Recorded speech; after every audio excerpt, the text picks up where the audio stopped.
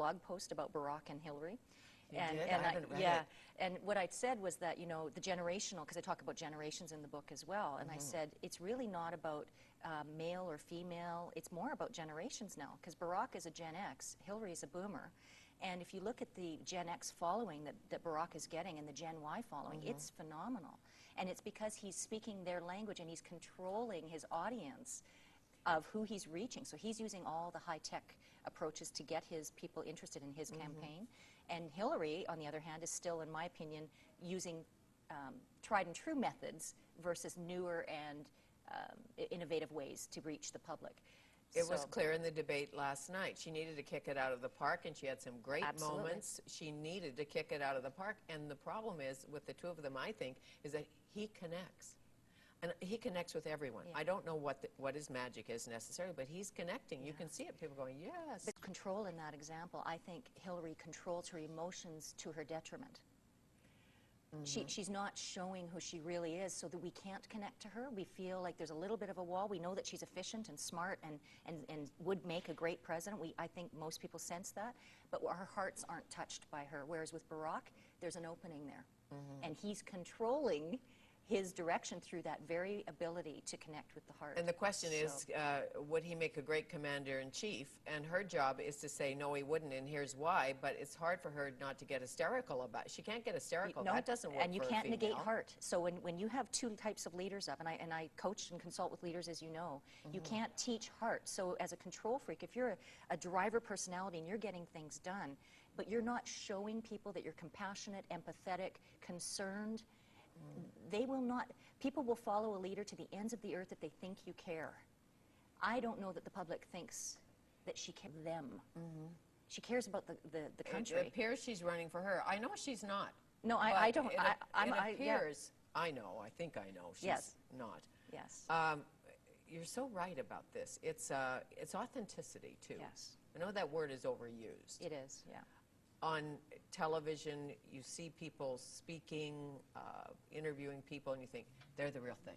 Absolutely. And when they're not, any performer, no, I'm not buying that. I don't trust that person. Don't even know that person. Don't trust that person. You're absolutely right. Yeah, and I think we're living in a time where the BS factor is, people are on to people. And if you're trying to control an image or a persona, it's going to backfire on you. I know in my own business as a speaker, the more authentic I've become, the more self-revealing I have become, the more I'm able to connect with people. In my previous, efforts of trying to look like I was an altogether business person, it failed because people would know that there's sincere or there's something not quite clicking here with me in my connection with this person. Right. The perfect little outfit, the perfect little suit, the perfect little shoes, the briefcase. Exactly. I'm ready to go. Exactly. Not if you can't be yourself. No. And I've found that there's huge power, and I talk about in this book, in self-revelation and also being willing to accept feedback. There's huge power in that. And women are afraid to do that because then they think, well, if I admit that I have a weakness here, then I'm losing control. The opposite is true. If you're actually willing to say, look, I'm your leader, I have a direction we're taking us, and you know what, I'm not so confident in this area. People endear to, they go, oh, thank you for being real with me about this. Right, Norman Vincent Peale, greatest words in the world. I need your help. Yes. I need your help. I'm out of control here. Right. What do you do with an out-of-control control freak? You're the boss, you're the leader, you have a control freak in the cubicle that's not working. Right. A negative, what you would call the negative control freak. It requires tremendous coaching, and in fact, I'm working with an organization right now where I'm coaching their leaders, and they have exactly the scenario you're talking about, where they've got a few employees who are out of control. They're trying to undermine the leader. They're not wanting to side with the leader because they're in competition with them. But a lot of times those behaviors go unchecked. So a typical leader will go, oh, well, I'll just leave that alone. They don't take control. So they let the behavior fester until something really big happens, and then it gets ugly. So I'm a huge proponent for trusting your instinct when something needs to be handled in the moment. So if I've got someone who I know that in the moment my gut kind of went, that didn't feel right, that is the moment to deal with it, not to embarrass them in front of their peers, but to call them in and say, hey, Jane, what you just said was, I'm not sure if you know, highly controlling and inappropriate. I want to know what you were thinking. What was going on with you? Why did you feel the need to behave that way?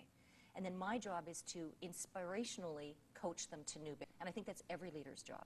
I think often what we do, we're now in a workplace shortage. So the old style of dealing was, well, they're just not working out, let's toss them. Can't do that anymore. Now we have to say, what can we do to support this person to recognize their behaviors are not going to work in our environment? How do you get somebody to know that they need to take full responsibility and accountability for their lives and where their lives are? Well, that's a tough one because first of all, you have to have integrity in that yourself. So you have to model accountability. I think if you're someone who says you need to be accountable, but in your own leadership, your own life, you're not, that person's going to look at you, roll their eyes, and completely not get it. But I think if you're coming from a place of integrity and they trust you, and you're speaking to their higher persona, then they can hear it.